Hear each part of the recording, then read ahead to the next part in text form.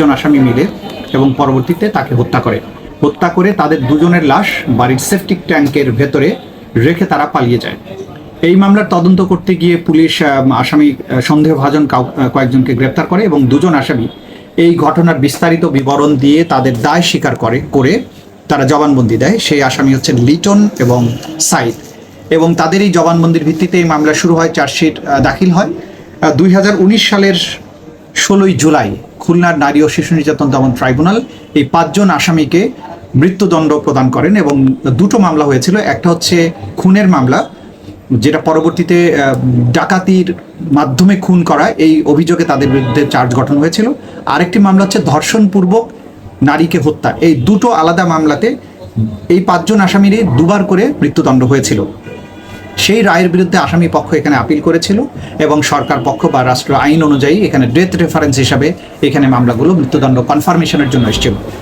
আজকে বিচারপতি ভীষ্মদেব চক্রবর্তী এবং রাশিদুল হক তালুকদার রাজা, ওনাদের যে ডিভিশন বেঞ্চ, সেটা মামলাটার কয়েকদিন যাবৎ শুনানি হচ্ছিল। আজকে যেটা চূড়ান্ত রায় প্রদান করেছেন, তারা তাদের রায়ে আসামিদের যে মার্ডার কেস যেটা ছিল সেটাতে 5 জন আসামিরই মৃত্যুদণ্ড বহাল রেখেছেন এবং সেটাকে মার্ডারের চার্জ থেকে এটা ডাকাতি সহ হত্যা এই চার্জে, অর্থাৎ দণ্ডবিধির 396 ধারায় তাদের 5 জনেরই মৃত্যুদণ্ড বহাল রেখেছেন।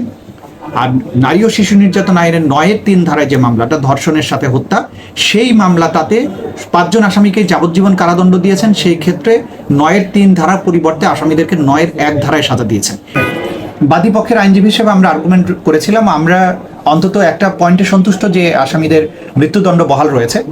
ধর্ষণের সাথে হত্যা সংক্রান্ত যে মামলাটা, সেই মামলাটাতে 5 জন আসামিকে যাবজ্জীবন কারাদণ্ড দেওয়া হয়েছে। আমরা অপেক্ষা করছি পূর্ণাঙ্গ রায়টা পেলে মাননীয় বিচারকগণ যে পর্যবেক্ষণ দিয়েছেন সেখানে যদি আমরা মনে করি যে ওই মামলাটাতেও আসামিদের সাজা বৃদ্ধি করার জন্য আপিল করা প্রয়োজন, তাহলে আমরা পর্যবেক্ষণ শেষে সিদ্ধান্ত গ্রহণ করব। কিন্তু ভিকটিম পরিবারের পক্ষ থেকে আমি অন্তত এটা বলতে পারি যে 2 জন মানুষকে, বাবা মেয়েকে হত্যা করা হয়েছিল। আজকের মৃত্যুদণ্ড বহাল হওয়ার মাধ্যমে পরিবারটা কিছুটা হলেও সান্ত্বনা পাবেন যে বাংলাদেশে একেবারে এত বড় নির্মম হত্যাকাণ্ড আনপানিশড যাচ্ছে না, অন্তত আদালতের কাছে গিয়ে প্রতিকারটা পাওয়া যাচ্ছে।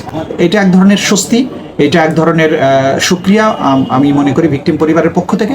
যদিও পূর্ণাঙ্গ সাজা কার্যকর হওয়ার পরেই হয়তো ভিকটিম পরিবার প্রকৃত শান্তিটা পাবেন।